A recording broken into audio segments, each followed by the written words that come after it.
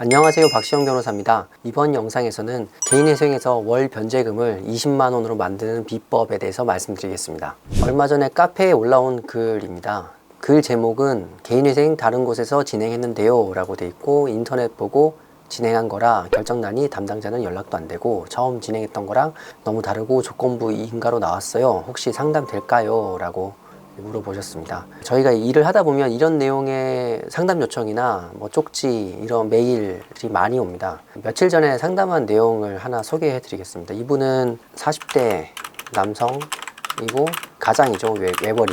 외벌이이셨는데 월 소득이 300만 원 남짓 정도 되셨어요. 미성년 자녀가 2명이었고, 이분이 이제 인터넷 광고를 보고 한 사무실에 이제 의뢰를 한 거예요. 그 사무실에서는 부양가족 3명의 추가 월세 지출액 월 45만 원을 생계비로 인정받게 해주겠다라고 장담을 했다고 합니다. 이분 소득이 300만 원이면 이제 최저 생계비 확인해 보면 3인 가구일 때 239만 원 정도거든요. 239를 빼고 월세를 45만 원 인정받게 해주겠다고 했으니까 이러면은 이제 16만 원이 됩니다.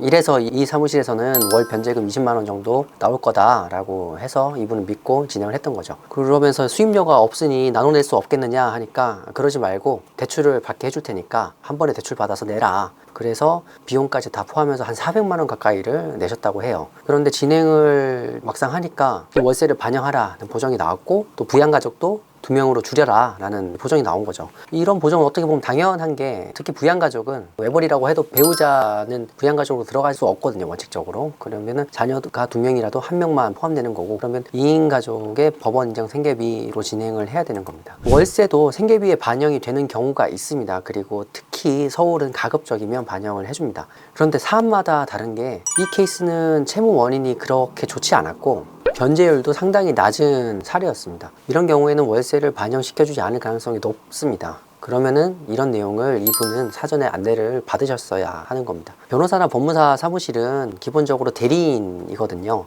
결정은 기본적으로 법원이 하는 거고, 대리인은 결정에 대한 권한이 없습니다. 단지 당사자에게 최선의 방법을 안내하고 당사자와 함께 최선의 결과를 위해 노력하는 위치에 있는 거죠. 상담하다 보면 그런 말씀들을 많이 하세요. 다른 사무실은 생계비 반영된다고 하는데 왜 안 된다고 하느냐, 탕감이 이만큼 된다고 하는데 왜 다른 얘기를 하느냐. 그런데 저희도 그렇게 말할 수 있습니다. 얼마든지 월 변제금 50만 원에 진행할 수 있어요. 채무 1억 원 탕감해드립니다. 근데 나중에 그렇게 안 나오면 법원에서 이런 보정이 나왔습니다, 이렇게 끝입니다. 결과를 책임질 수 없는 거죠.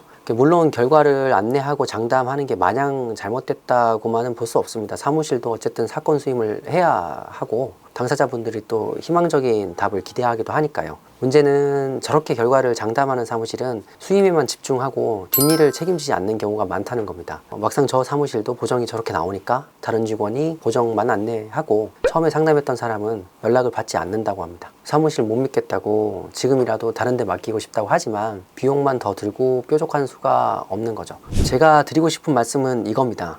본인도 결국 공부를 하셔야 됩니다. 전문 서적을 보라는 얘기가 아니라 블로그나 유튜브, 인터넷에 많은 정보가 있잖아요. 그러니까 사건을 맡기기 전에 최대한 알아보시고, 알아보신 내용과 다른 말을 상담원이 하는지, 안내하는 내용에 근거가 있는지, 이런 것들을 어느 정도 판단하실 수 있어야 됩니다. 그런데 이제 블로그나 유튜브는 상업적인 성격이 강하니까 정확하지 않은 정보가 있거나 너무 좀 막연한 정보, 그리고 희망적인 정보만 있는 경우가 많거든요. 제가 운영하는 네이버 카페에서는 그래도 저희뿐만 아니라 저희 스태프들이 가급적이면 정확한 정보를 전달 드리려고 노력을 하고 있고, 다른 회원분들이 직접 경험하신 내용을 올리고 있으니까 상대적으로 다른 곳보다는 더 정확하고 솔직 담백한 정보가 많다고 생각합니다. 이렇게 당사자가 직접 여러 가지 루트로 공부를 하셔야 되고, 사건을 맡기기 전에 못했다고 하면 최소한 진행 중에라도 하셔야 됩니다. 그래야 최악의 결과를 피할 수 있고 최소한 미리 대비는 할 수 있습니다. 오늘 영상의 결론은 변제금 20만 원으로 맞춰드리는 비법은 없다입니다. 그런 호황된 말에 속기보다는